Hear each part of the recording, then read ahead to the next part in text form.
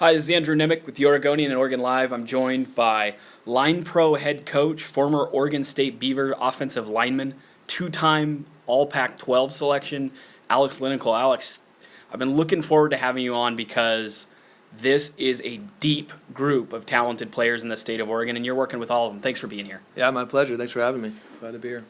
On Sunday, you told me you were going to try to organize getting together the top prospects in the state on the offensive line, and I believed you, but we had to move time, we had to move place, and I was wondering, are two guys going to show up or three guys going to show up? Every single one. The only one that wasn't there was Jackson Kirkland, who just is dealing with an injury, or a minor tweak injury right now. He just wants to be careful, yeah. Yeah, but they were all there, and I got a chance to see all of them. Really exciting opportunity for me, not only because I get to see that talent all together without pads, which I think tells you a lot, but also I get to learn a lot about the offensive line. How often are you working with these kids, and when did this start? Yeah, well, that one worked out really well. Couldn't have gone better, save for the fact that we had to change locations and the weather wasn't great, but it was good enough, and thanks to technology, we all got to show up. It's one of those things that it kind of has just worked out that, each kid kind of has a different story with me, but a lot of them I've worked with on and off since they were 8th grade, 9th grade, some of them more recently, some of them consistently, some not as much, but as of recent, I've worked with all of them multiple times, since 2016 started, and I saw this opportunity to say, well, shoot, I guess, they'll start getting offers. I say, well, I guess I got all the top guys with me right now. I got access to them at least, and might as well, get some media out there, and it'd benefit me as a coach and a private trainer, and then also benefit the kids and yourself, so. You first started coaching, I think, with Taylor Barton helping out on the O-line. Is that where you originally started seeing some of these kids when they were 8th and 9th graders and kind of that underclass group? I know you're still working with that group, like an underclass. Yeah, I guess 2012 was my last season playing. 2013, I kind of started just doing the full-time private training, just here and there whenever I could, and then started taking on more work. But as I've grown and developed, it was really around that time that I met most of these kids. Just whether it was in a small Barton camp in Eugene or a summer Barton camp in the summer here in Portland. But yeah, that's how I got my start working for them and as a contract coach, and then just kind of training linemen on the side. And that's when I kind of realized I had something, that the kids liked, a way of conveying the information that the kids liked. I started seeing them get more confident, more interested in the position of offensive line. It really it opens their mind up to all the different possibilities, all the different blocks, because the way football is, people just aren't aware that there's that much to playing O-line. Right. Traditionally, people just think it's big guys out there butting heads, know. So I really feel blessed to have kind of helped these kids discover this bigger world. And what I think you've seen happen is that a lot of them from a younger age than what used to happen have started to develop goals and a vision for what they want. Some of these guys work with me when they're freshmen and take this new interest and keep coming back. And it's a beautiful thing because that affects the way they operate on a day-to-day basis. That's affected the way they approach school. It affects the way they approach weights. And their bodies start to develop. And now here we have this group. As I look down, I'm looking at a picture of them that we took on Sunday. But as I look across, it's like it's really starting to happen for these guys. You've seen offers. Yeah. And so I couldn't be happier. And I can't take credit for everybody. I've helped, the kids realize the desire that lies within them. And some of the kids I haven't worked with that long, or, Sure. like Jackson, his dad's an NFL guy. I've only met him this year, 2016, and have enjoyed working with him as much as I have. But like I said, it varies per kid. But that's kind of how it got started. You seem to be coaching with a theory. One, you're not super interested in recruiting. You want to teach technique, and you're happy to happy to work with guys who are being recruited, and you're happy to even tell them how to kind of go about that process. But you actually want to teach on-field, hands-on learning. The other thing that I see you teaching, and whether it's the littler kids or some of the JV talented freshmen, sophomores you work with, or even the elite kids, is that you're trying to teach them to take a lot of pride in being a lineman, and that it's a lot more technical, like you said, than just butting heads. The fun thing is the older guys kind of know that, but I've seen you work with the 3rd and 4th grade kids on videos, and you're teaching them the exact same stuff, that hey, there's a lot more to this than just we're getting in the way of the defender so the ball carrier can run for a touchdown. Right, yeah, we actually rarely talk about the ball carrier at all at Line Pro, and it's a cool thing because in all my previous coaching experiences, that just hasn't been the case. I mean, as well-intentioned as they can be, every football training company, every football training camp I've been to or coached for has been so focused on the skills and the 7-on-7 and the speed and the hype that, and they all say the same thing. Oh, the big guys are so important, but they don't show it with their actions, you know, and there's nothing much I could do, when we're getting pushed off the field to the side of the field. I just saw this opportunity to be like, hey, forget all that, all them. We actually are so important that if I start something that's lineman only and focusing on the big guys up front, that inner pride will really shine through, and the kids will be attracted to that, and it'll help in turn them to kind of develop that pride, like you said, from a small age on up, which just kind of transfers to all of it. Them setting goals earlier, maybe even just by a few weeks than they would have, but taking more detailed approach. Here's what I want to do.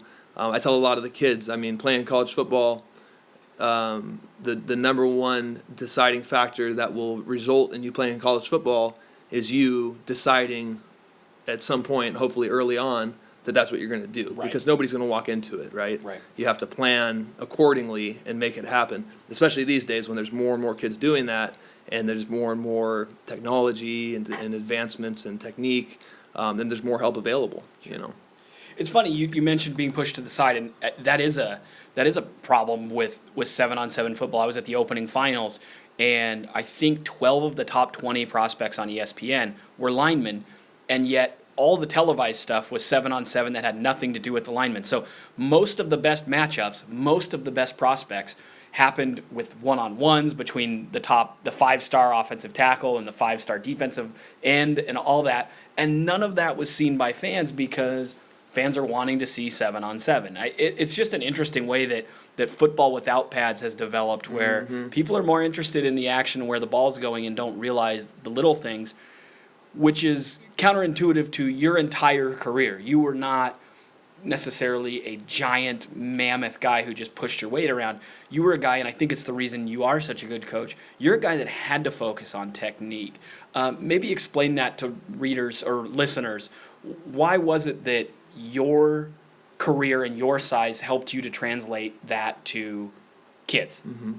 Well, first of all, regarding the kind of the off-season unpadded media stuff, it kind of plays back into the reason I don't care about the recruiting hype. I'm not on board for, pushing one kid over another just because I'm trying to get him recruited. I don't care what the media, the cameras, anybody's thinking. I'm worried about the film, because when it comes to being a lineman, that's the only sexy thing we have. Like 7-on-7s, people like to watch. One-on-one with no pads, people like to watch that kind of. Most O-line coaches hate it just because it's so unrealistic. You have to be really, really good to win those, and a lot of kids get discouraged. I want to get the pads on. There's such a huge amount of different things you need to be good at as an O-lineman, that someone can win every one-on-one in an unpadded pass situation, but still be a bad O-lineman when the film turns on. So if I said to myself, if I focus on the film, good things will happen for these guys. And if I don't worry about anything else, I can help them develop their bodies. I can help them stay flexible. I can help them with their nutrition and their lifting. I can advise them in many ways. I can help them, plan their recruiting with the social media stuff. And because I've been through it, at a different time, but I've been through it. And I've seen it over and over and over and seen where guys fall off. But the film, you can't do it without the film. You can't go to 10, 12 different off-season camps and do well and still get a scholarship without good film. So that's what I focus on that front. Right. As far as I go, you were asking about my my process of my career, of how you being an undersized lineman helped you Right. to be a better coach, because to me it seems like you had to focus so much on technique Right. that now it's easy for you to translate. It seems Yeah. like, I mean, I watch you and you have an easy time translating technique to the 6'6", 290-pound tackle Yeah. or the 6'3", 270-pound center. I mean, Right. you're equally adept at translating that for those people. Right. Well, I think the biggest thing my size or my lack of size did for me was keeping me out of being a 4-star, getting offered by Florida State and Michigan guy. That was probably the number one thing. And also, when you're talking about being a coach, because if I was 6'4 plus, I think I'd still be in the NFL. Right. I probably would have made it, in my opinion. So that being said, that I'm very happy it worked out this way, because I'm seeing it help these kids, and I've realized I found my purpose, I feel like, and so I'm very grateful that things have gone the way they did, that I got a taste of that NFL life. But if I was still doing it, I wouldn't be here for these guys, Sure. and I wouldn't be building something that I feel is my future. So I'm very grateful on that side. But what it did do is it got me at Oregon State, a school that took me on a little bit of a risk, disregarding some of the paper stuff, some of the straightaway speed numbers that turn some schools off, that height number that I think at least some point in my career, if they had a second chance, they might have gone back in time and decided no on me, because some of the coaches were always pretty lovingly hateful of my height and being the shortest guy in the room always, because I was officially about 6'1.5" on all my playing days. On the roster, 6'2", and during recruiting I was 6'3". There you go. In cleats and a helmet. So Right. a lot of the guys go for that. But yeah, I mean, just being short and football short and not always the biggest or most athletic guy, it forced me to consider other avenues of winning blocks, because at the end of the day, that's what it's about, is winning blocks, right? So I had to consider other avenues, like being tricky was always kind of my thing. How can I use this situation of this play to fool a couple guys, and then that would kind of spread to my teammates, is that I would, create a trick with the guard, saying, hey, now we've been calling this the whole day, let's fake him out and call it again. But then instead of, you cutting him right away, you do a little head fake, and then I'll blast him from the side. What I mean? Like, just a tricky, creative, and really fun. Like, that's why I love coaching, is that's so fun to me, to be to outsmart people. Right. It's amazing. So not having the physical tools that some guys have had, and really in the history of the game, and this is why I think it's changed so much to today. Linemen did always get away with that. In the old days, before technique was such a thing, and some people would disagree that it's changed. It's absolutely changed. And in the old days, you'd see big guys get thrown in there and make it pretty far just based off size alone. Right. They were good football players, but they get, some guys just could get to a high level of playing O-line or D-line just by size. Well, these days, more and more you see guys who are world-class size without hype, and people who are more kind of older and not that aware of the football stuff these days would kind of look and say, how the heck did that guy not get a scholarship? What happened? But it has so much more to do with, like we talked about, source of power, control over your body, footwork, making it second nature with the technique, your hands and your eyes. And I love it, because it's where we are with the game today, and it absolutely benefits me, somebody who says, now, I can't show you everything, but I can help you some, at least today and tomorrow, and however much work you want to put in, I'm going to put you in front of myself and other great coaches that I can help develop for you, and we can get you into a better place of being a lineman versus where you were yesterday. Sure. Speaking of that, Sunday, we got a chance to see a lot of the top talent in the state. And I just thought we'd kind of do a rundown of the guys we saw and what you see from them as a coach, and I guess what I see from them on the recruiting side. I know you don't want to get into particularly star rating and all that. It's Sure. a little bit weird when you're working with them hands-on.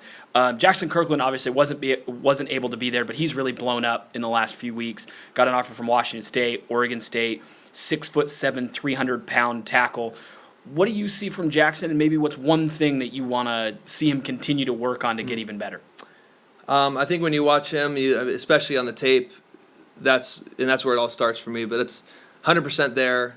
It's tough with a guy that size because it kind of goes back to that old school feeling of, yeah, his tape's going to be good because he could do whatever he wants and still win blocks. Right. And he's going to be able to find 40 plays out of a season where he drives a guy 10 yards and drops him. So, I've watched tape on him of a whole game without just the highlights, and you definitely see those same flashes of 10-yard, 12-yard drive blocks.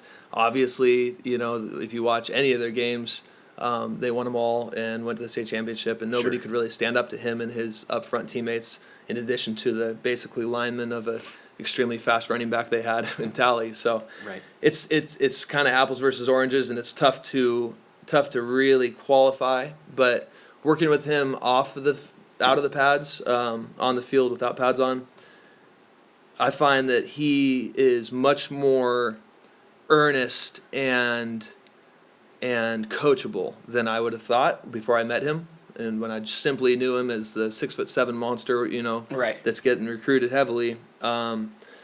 Working with him, I feel really good about endorsing him to anybody I talk to because, obviously teams want that size, but he has that X factor. He's gonna hit the field. He's gonna understand the X's and O's. He's gonna adjust well, and then transferring from being a high school kid who has to deal with high school things to being a college player who these days is basically, a professional because it's 6 a.m. to 9 p.m. And having to deal with school is also in there, but a lot of those hours go to football, and he'll blossom if he can stay healthy. That'll be a big thing with any guy that size. It's just tough as you grow and develop to keep all your tendons and muscles healthy, and I think he's done a great job so far, and clearly he's being careful, which is great. Between the weather being bad and a lot of big camps coming up, I can't blame him at all for not coming Sunday. Sure. And I don't even think there's much wrong really. I think that he's just training, and he knows what he has to do. So it makes sense. But as far as something I'd like to see get better is that lower body strength. And I actually haven't even seen him lift, but that's just more off the looks. I think a lot of people see him and say, "Oh, his legs look pretty skinny." That'll change.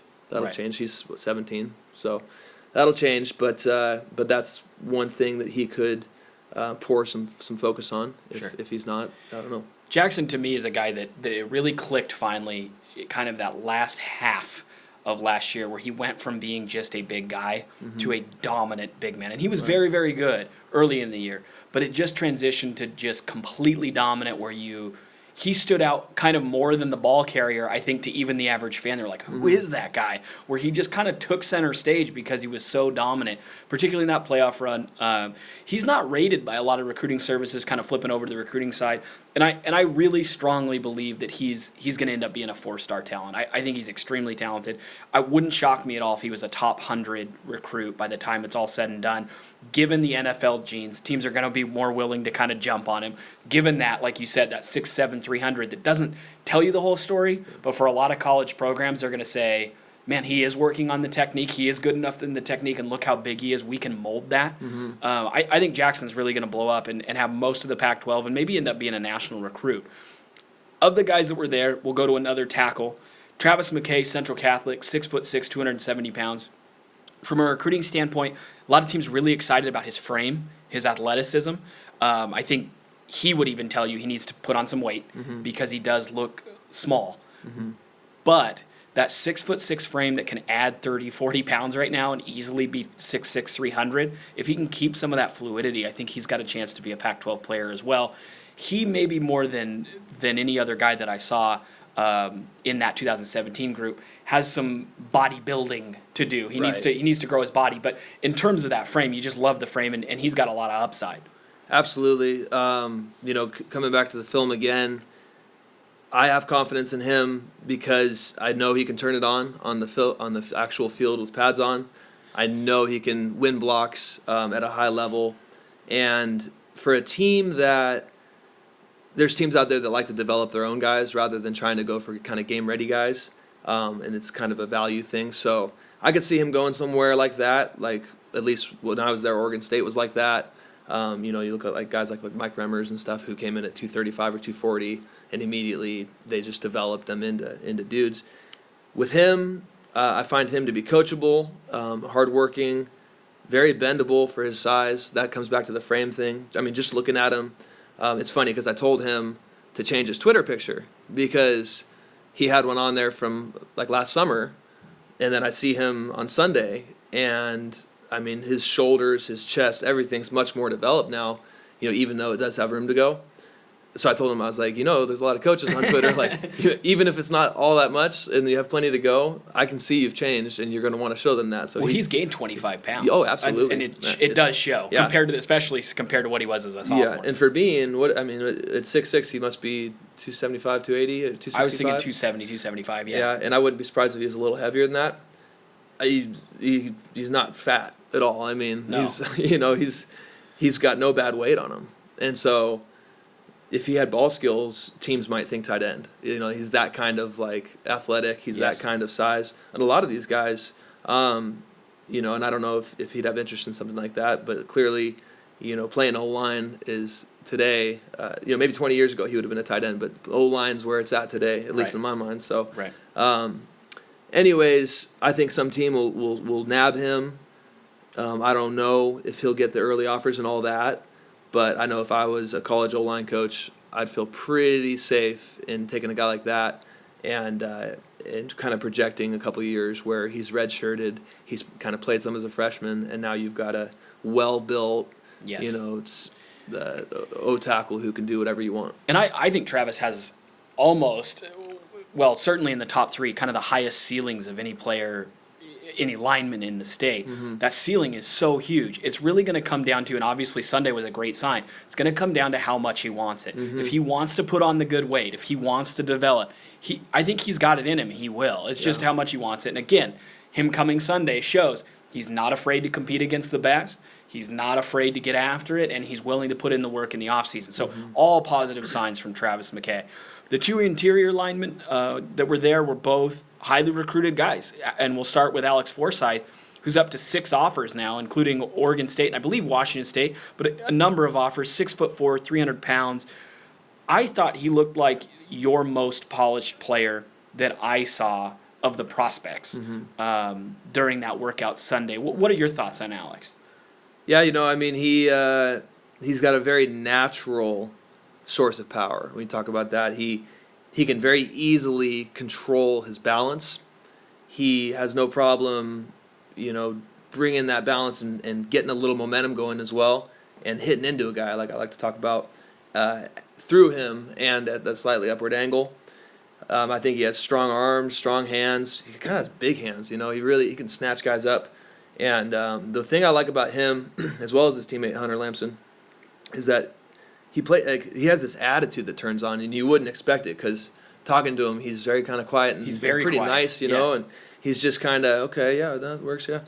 And you turn on the tape, and sometimes even doing like unpadded one-on-ones, and sometimes even just bag drills, he'll get this look in his eye like he's trying to take you out, and it turns up in his film, and I think that's probably the biggest reason that you're hearing coaches say things like, "Oh, we really like that guy," or offering him scholarship. Right. That's where it's showing up on the one end. But right. I hear murmurs of, "Hey, what's with the deal with Alex Forsyth? Is right? How tall is he really? How because they want the goods because they've seen his film, right? And it shows up. It shows through on that, And it is funny because you would meet him and never suspect that he has a mean streak because he's so polite. It's almost hard. I did a video with him and it was windy, and it was almost hard to get him to speak up well enough that I could hear him clearly over the wind. I mean, he's that kind of kid, and yet he does. He turns it on where you go, whoa, like it's just a bag. Mm-hmm. Exactly. It's murdered, but it used to be a bag. He comes hard, and I really, really appreciate the work that he's put in, because you can see it. I mean, it's very clear that he's put in the extra time, not just to get his body right, but to do it the right way and be technically sound. Yeah. Cody Shear. I was going to say about Forsyth. Yeah, go. Because I worked with some of these guys when they were going to be 8th graders. Okay. And he's actually one of them. Oh, wow. But he's not the guy that I said, hey, 8th grader, you could be the next thing. He was a normal kid. He wasn't huge. I didn't even see him and be like, that's a lineman. From what I remember, at least, he was just very normal sized and really not even that good. I'm just kidding. No. But for an 8th grader, he worked hard, and I was like, okay, all right, no, cool. And I didn't see a ton of him until now, but man, he's taken that and run with it. He really has. Yeah. Cody Shear, guy we haven't seen a tremendous amount because he's in Eugene. He's at Sheldon High School. 6'4", 85 pounds. 2 things stood out to me: his athleticism and his flexibility for that size. He's really big, and you said well proportioned, and maybe you can explain that better, but just really looks like kind of a college lineman. I mean, you want him to maybe tone up just a little bit or thicken up just a little more, but really solid and really bendable for that size. What did you see from Cody Shear on Sunday? Again, another guy who's already hearing from Pac-12 schools. Right. Well, the thing with Cody is that I don't think I've taken that much of an impact on his development, but he would say the opposite. He'd say, "Oh, Coach Linney, he showed me these drills and I do them all the time." And it's like, wow, the attitude of his is what blows me away. I know myself, like I felt like I was earnest in high school, and I definitely wanted it, but he just strikes me as this 6 a.m. wake up, get after it, do whatever it takes type of guy. Yeah. And it's not driven by his parents or by anybody else, but he actually really wants it. And we've had correspondence. It's been tough with him being in Eugene, and I haven't got to work with him as much as we both wanted. If he was here in Portland, he'd be like, really look out. So on Sunday when he came up, some of those things that he has acknowledged, has shown up. Just a small lack of control of his feet out of his stance, some false stepping, a little bit wild. I think I called him a wild horse on the field on Sunday. But if you just look at his strength, work ethic, attitude, like you talked about, just pure size that you can't teach, flexibility. If you saw him from a distance by himself, you would think he was 5'11", and ripped, but maybe 220 because he's so proportionate. Right. But he's 6'4", he's 282, and he's having to take cell phone videos and send them to colleges of him weighing in, proving that the scale's calibrated with a plate, taking that off, and then weighing in and taking a video of it to send to schools because they're asking him to. Right. Because they don't believe he's 282 with how trim he is. Right. And I talked to him about it, and he said that he just doesn't want to put on bad weight because I suggested that he eats some PB&Js, and maybe gain 10 pounds over the winter. So he said he cut out the bread and the jelly, and he's eating peanut butter. Okay. So that he can just put pure on protein, just pure and protein and fat. And heck, at 282 and looking like he looks, he doesn't need to play at a single pound more this season, the camp season, all that. He'll be just fine. And some schools scoop him up, and clearly, and they'll get him to 295, and I think he'll be an all-conference college player. He might, of the group, he would be my kind of my best bet to be an NFL draft pick someday. Really? Yeah. See, I like him a lot too, and he would have been my second choice. I still think Jackson Kirkland, given that size, given that his dad did it, right. I think he's a little bit safer. But Cody's amazing. I mean, the thing that really impressed me was after it was all said and done, he goes home, he drives home, and he says, thank you for teaching me, Coach Linney. Thank you for showing up to me. Jordan Johnson was there for just a little bit, and he thanked Jordan Johnson. Then he messages me and says, do you have any film of mine? Do you have any reps of mine? And I said, yeah. I mean, I filmed him the most because I don't get to see him as much. Right. So I had, 8, 9 videos. He said, can you send me all of them?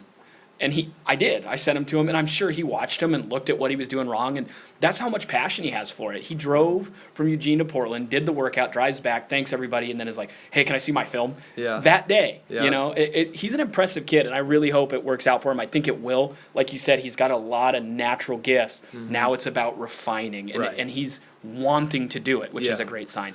Yeah. 2018 prospects were there as well that are big time. There were other guys that were first team All-State that we haven't even mentioned yet, just because they're not necessarily Pac-12 prospects, but we can definitely get into them later.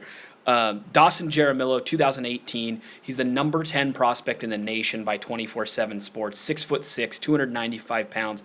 I could not believe how athletic he was for that frame, and I know you told me earlier about his progression from when he was an 8th grader. If you could share that story with people, that would be amazing. But it sounds like he's always been a kid who's been incredibly athletic, and now it's about refining that athleticism. Yeah, absolutely. And in regards to anybody in the class of 2018 who's going to try to want to compare their current status with guys like him, I feel the need just to point out that it's very rare that someone gets that much attention. And if it were me, I'd almost rather still be flying a little bit under the radar so I could be getting the work in and make sure, I'm in more control of my destiny rather than having all the cameras and ratings and stuff. I say that because I know there's kids out there who have a shot to be very, very, very, very good. And we saw some of them Sunday who, we won't mention for a little while. But regardless, with Dawson, he did the first time I met him, and we could post a picture of him and I in 2013. I believe it was July or June, and he was going to be an 8th grader, and I was just finishing my career.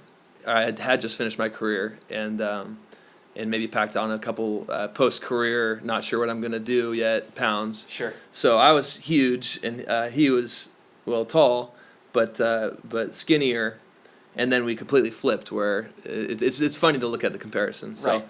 But yeah, that day I remember he came out, and him and his dad were saying, well, he's played on the O-line because he's been too big to be a skill position guy, but we're thinking maybe tight end, and D end, and I said, yeah, and I was like, that's great. Of course, there's always tackle, and if that's what he's been playing, and then I told him, how about we do 20 minutes, 30 minutes O-line, and then you can go run some routes, and so you can keep your ball skills, because, if you're athletic and you got ball skills, tackle sized, and you want to be a tight end, that's at a big time premium. So, right. That's a good thing to do too. But we started getting to work, and it was almost just like anything else took a back seat, and it's almost, the rest is history so far. We worked all that summer. He played that season. We got connected back up in the next off season and got back to work. And he's just been somebody that has gotten himself into a position where he's easily coachable. He's extremely grateful for. He's always thanking me for new information and for the help. He's a great kid. He's an absolutely great kid. I remember that first day I saw him, he was doing like knee hugs, and he could probably put his toe behind or his heel behind his head. He just, for being so tall and lengthy, he just has really forgiving hip flexors and hamstrings and low back, which is a great quality for a growing lineman, because soon enough someone will have him at 320 looking good, but it's tough for the body to grow. Your tendons and your joints and your hip flexors and things, they don't grow with you accordingly. This is still the same muscle, it's still the same tendon, right? Just dealing with a wider and taller person. So right. It's kind of a O-lineman's enemy, those things, those hip flexors, hamstrings, and low back. But he's blessed with great flexibility. He has a great family who supports him, and I think the sky's the limit. Absolutely. As a coach, it always makes me nervous to have a kid go and start getting some real extreme publication, right? And publicity, where he's getting projected as possible 4 or 5 stars, and he's getting invited to these things. For one, you're going to lose time where you could be hitting the field, and he's already very busy. As we know, he plays baseball, and he's a very good baseball player, right. And a highly sought baseball player too. But you know, the reason I get nervous is because it creates this world of of worry for people, like, hey, kind of the only direction to go from here, rated as possibly number 2 in the country at his age for position. The only possible way to go is down. You can only go up one spot, but you could go down. I think there's 100 people on that list or 300 people on that list. There's a lot of spots there and a lot of great kids out in the nation. And there's kids that are going to end up on that list who are currently maybe not all that big or all that strong, but they got a lot of time to develop onto it. So it puts a target on his back, and he gets often compared to older guys. I mean, even last year as a sophomore, people had been hearing about him, and then they go up against him, and they don't get buried, and maybe they win once in a while, and they say, come on, he's not, is he that tough? He was 15. He's an NFL 16, guy. yeah. I'm going against an NFL guy. It's like he's 15 or 16. It's projecting off of his just God-given size, right, his flexibility, and then also the work he's putting in, and the resources he has to go places, do things, and just to keep growing. If he doesn't develop at all from where he's at, then and if he had to sign and go play for a college right this minute, right now, and then he had to start his clock at that moment, he didn't have almost 2 years before he's entering. I mean, literally 2 years before he's leaving his house to go to college. Sure. And that's a long time for Dawson because it was 2 years ago that we started all this. Right.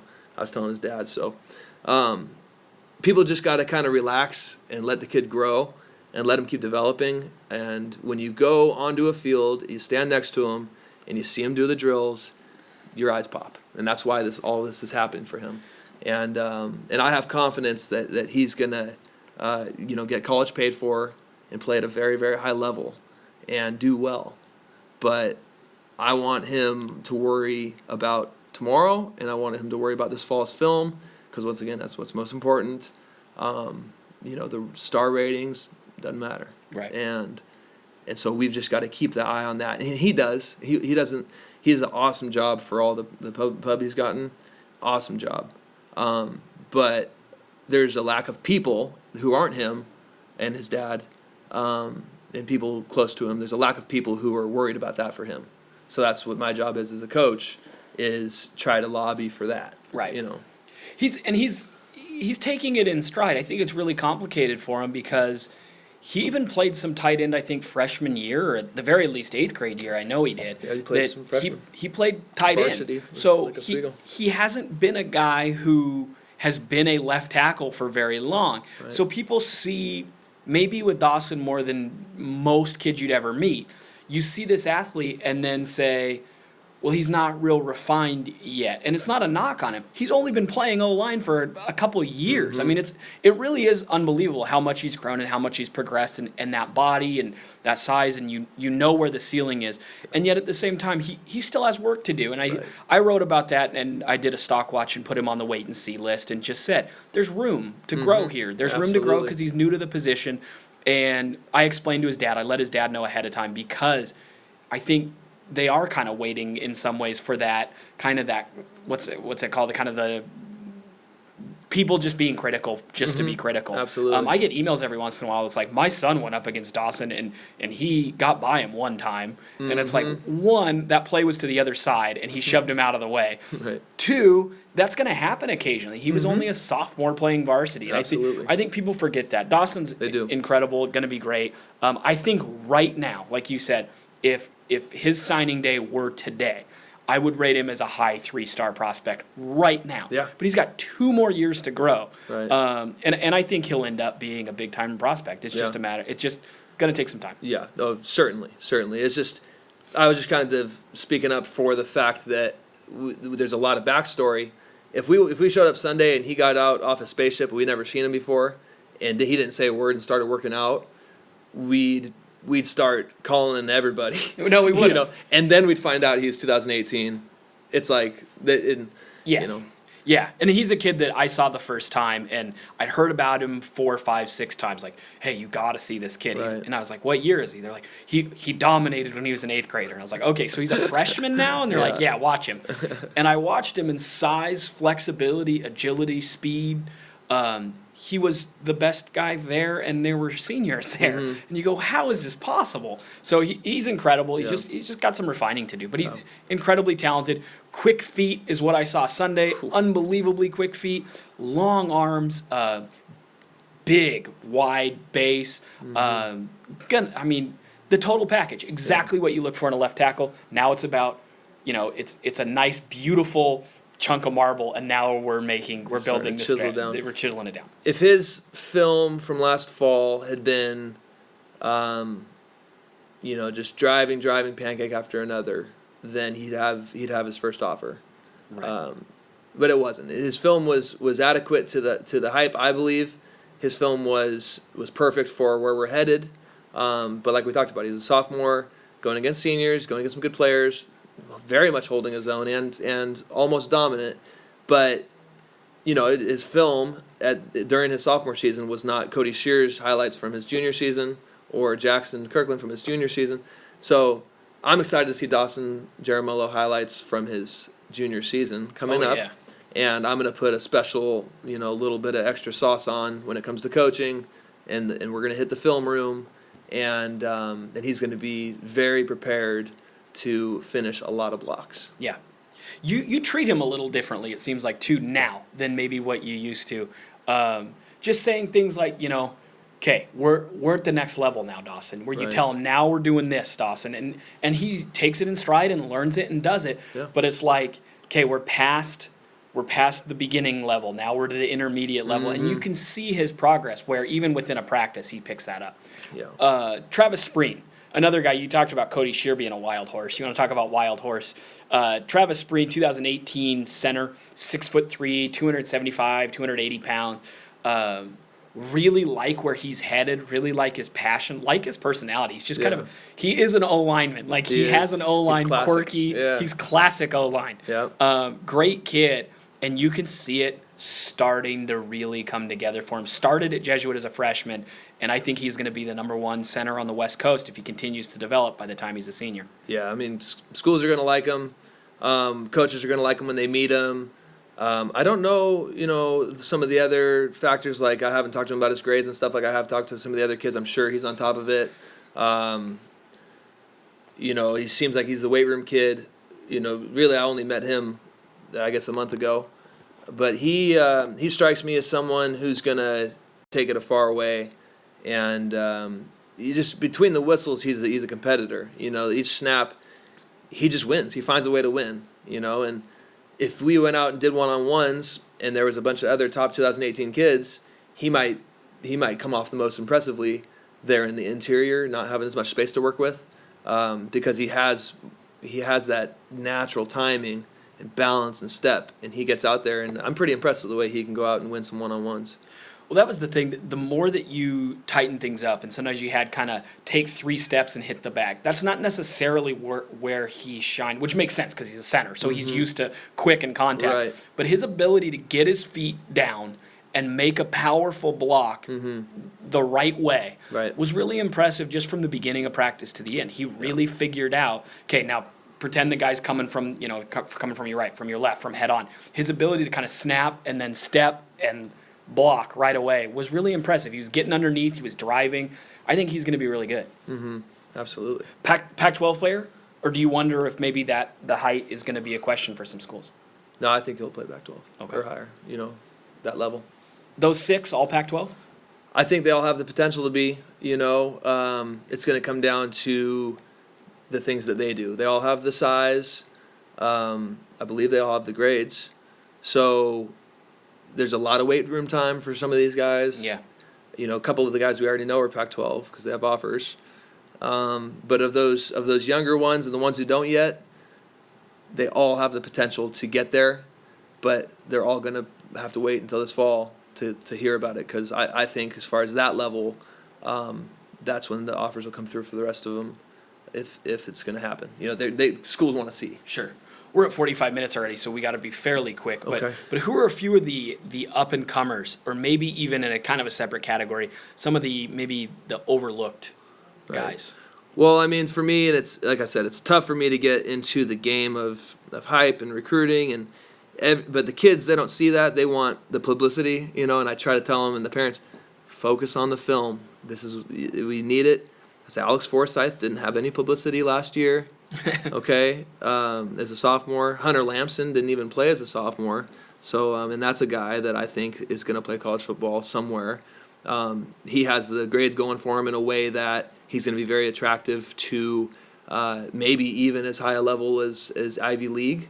But there's quite a large amount of schools who recruit and have a lot of money to throw at you, but you got to have the grades, So he's the type of guy like that. And talk about mean streak from a nice guy. Hunter's the same way. I don't know if it rubs off on him from Alex or vice versa, but he gets mad just doing drills, and I like it. I was never that way as much as I should have been or wanted to be. It's hard to fake. I think that some of the guys we talked about already is going to hold them up if they're as nice as they are now during plays, and they don't get some more mean streak. He's a guy that has the grades, nice as heck, super respectful, mean. Mean on the field.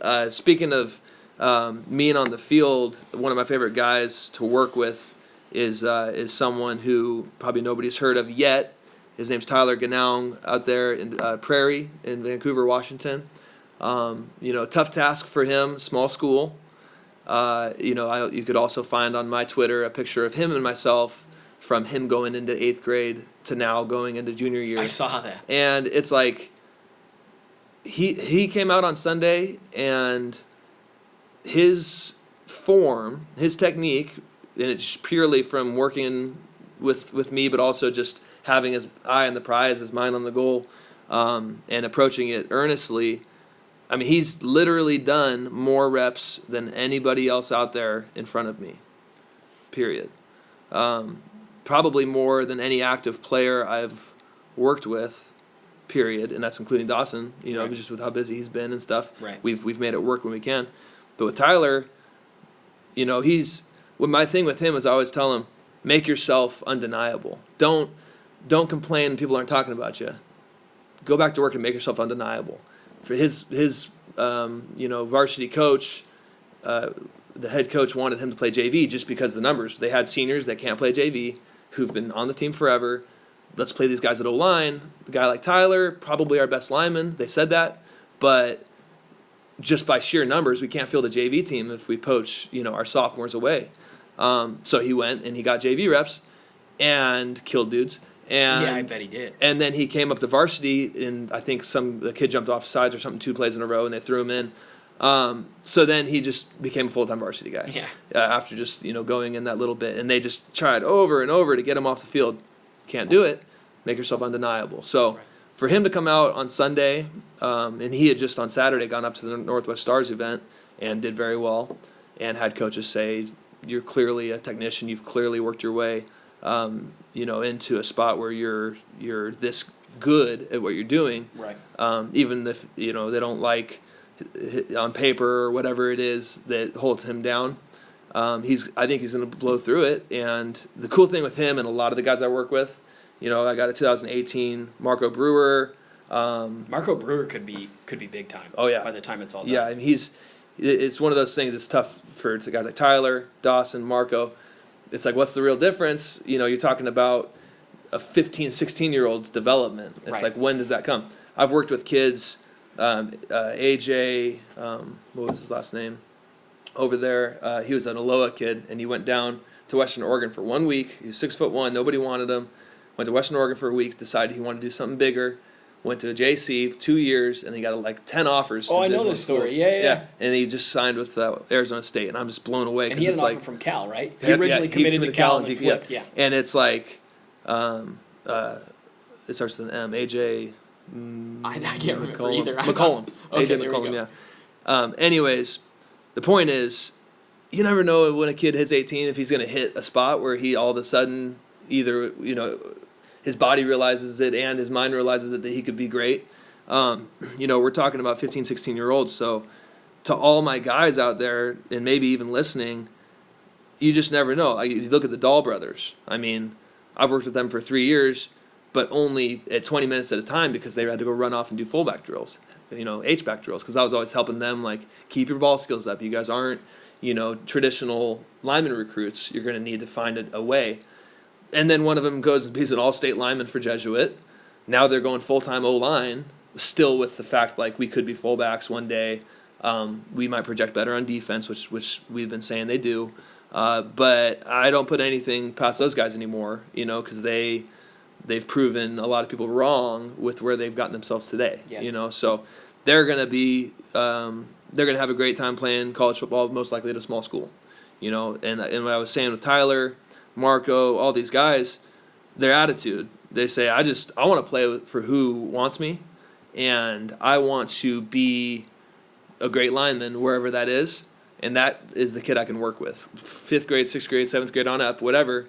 If you show me a kid who I can tell on first working with him if there's something he wants, and then that I can help him develop that want, hone it into a goal, and then we can start to get to work from there. And that's where you see these kids grow from. But the fact that they're not saying D1 or bust, a guy like Tyler saying, they're doing all. I want school paid for. I'm willing to put in the work. I want to play football, and I want school. And maybe even if they can't get it paid for, I want who wants me, who's going to put me on the field, because and it shows up in the tape. Once again, Tyler, he goes out, and maybe his coaches don't put him in that many positions to win. I feel sometimes, but he finds dudes and tries to knock the hell out of them. Yeah. So, rapid fire round. Okay. I'm gonna give you, best hands, best feet, whatever, and you have to give me the name. And we'll do like 5 of these, and then we will call it a pod. Okay. Does that sound good? Yeah. Okay. Best technician that you work with. Best technician that I work with. Pure technician. I think Tyler Ganell, I just said it, that nobody could take any drill I teach and make it look as good as him. Most coachable. I think Dawson is the most coachable. He not only to me, my stuff I'm coaching him, I'm confident now that he could go in front of any coach and replicate any movement and do it without having to think about it, and that's what coachability is. Best athlete. Cody Shear, just by his pure. He's worked his way into it, but still, the first time I saw him was he was a freshman, and I just said, "Wow, this kid is big, and he's gonna be a long, striding, athletic." You might see him maybe not this summer, but in the future he might be like a sub 540 guy. Most overlooked. Most overlooked so far is going to be probably Travis Spreen. But also, because these kids get pretty good looks, I don't know. I haven't heard too much about people asking about Travis yet. Travis McKay. McKay, yeah. So I think that I don't think he's overlooked. I think that he's just hasn't gotten we haven't gotten to the point where they're looking at him yet. Like we're right at the early thing. I believe that a lot of my guys are overlooked. But also it's so early for a lot of them. Like you could say Tyler Ganow's overlooked. He's not. He's getting looked at, and he's a sophomore who's heading into the most important season of his life. Act accordingly. Sure. But probably at this point in their career, the most unknown and untalked to guy I know is Hunter Lamson. That's my answer, because he didn't play as a sophomore. So people don't really know what we're dealing with. But often when we get kids like these together, in the very first time I saw him, and Forsyth was there, and Dawson was there, and I gave him an MVP award for that camp we were at because he blew me away. I was like, who's this guy, So he has this potential that he's an interesting prospect, and I want to see what happens because, it's really hard to project right now. It's super hard to project. These one-word answers are not. Big. Yeah. Highest ceiling interior lineman. Highest ceiling, Cody, if you count him an interior lineman. Cody Shear. Yeah. Okay. If you don't count him, then Travis. Okay. Highest ceiling tackle. The ceiling is like a weird thing because it's hard. I know. Because it's like because some guys we're already. We're gonna do highest floor too. Highest floor. Okay. So highest ceiling tackle. It's got to be Dawson, fastest elevator. Yeah, highest ceiling tackle Dawson. Okay. highest floor. If they don't grow any more than this, they're going to pan out. Clearly Jackson. Okay. Clearly. Highest floor interior lineman. Probably, I would say probably Travis. Watching this film, the way that he Which goes. Travis? Interior Travis Spreen. Okay. From Jesuit. Just watching this film and with how much football he's played already, I just know that goes a long way, and I think that he could coast into a pretty good spot. I'm really excited about him. Okay, 5 years from now, last one. 5 years from now, I need an O-line. Build me my O-line with your guys. 5 years from now, and So they're going to be seniors or juniors in college. Okay, so I want a left tackle, left guard, center, right guard, right tackle. If it was 5 years from now and I was coaching, I would love with this from this group we have here in Oregon to have Jackson Kirkland at left tackle. Okay.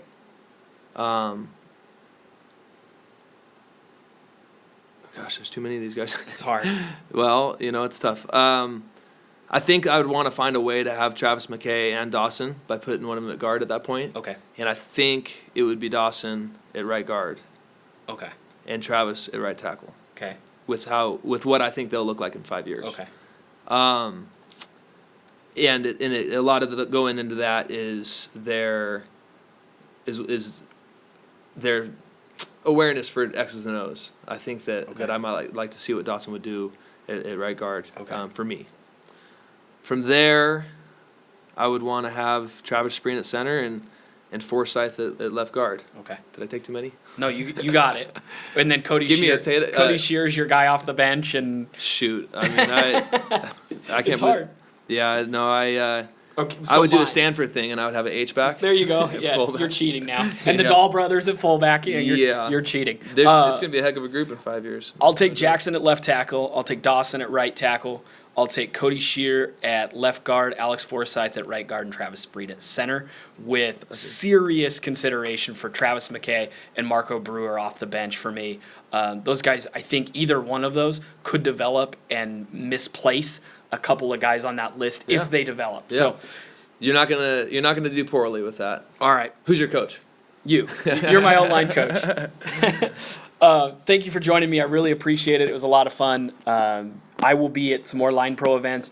Teas that you got coming up here in the next couple weeks that maybe people can come check out. They can check out the website always, lineprotraining.com. You can follow me on Instagram, Twitter, or Facebook by searching. Probably my name would be the safest way to find it. With that, we just got trainings. I mean, I'm out there coaching 7th graders, 6th graders, 8th graders, kids who really want to get after it and get better. I've got some slower camps for more developing players. We break it down.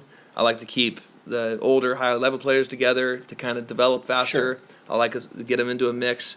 March 12th, I'm going to be working with the E-Force football guys, and I don't know what their plan is because they have 7-on-7 going. I don't know if it's going to be a super competitive skill thing, but I'm thinking with what I have going on with coaches and stuff that I want that date to be circled because it's under the lights. It's 5 to 7 at Clackamas High School. Okay. I want that one to be a competitive camp because some guys are getting a week off this weekend too. And I want that March 12th to be, I want to call out the D linemen to come show up and show some of these guys up because you get your opportunity here. And clearly at some point maybe I'll get a chance to talk about it. Like we saw with Max Freeman coming down from Bend and beating a couple of the guys on this. Yeah. That was really cool. And it comes down to technique. I mean, that's what I'm talking about. It's hands, feet, and eyes. It's a defensive drill. It makes it tough. But that unpadded one-on-one, I mean, it's somewhat like football, and you can win with your technique. We'll film those, and I'll tweet those out. If I can cool. possibly make it, we'll film them and tweet them out so people can see it. Again, thank you so much for being here. I really appreciate it. Absolutely. Thank you.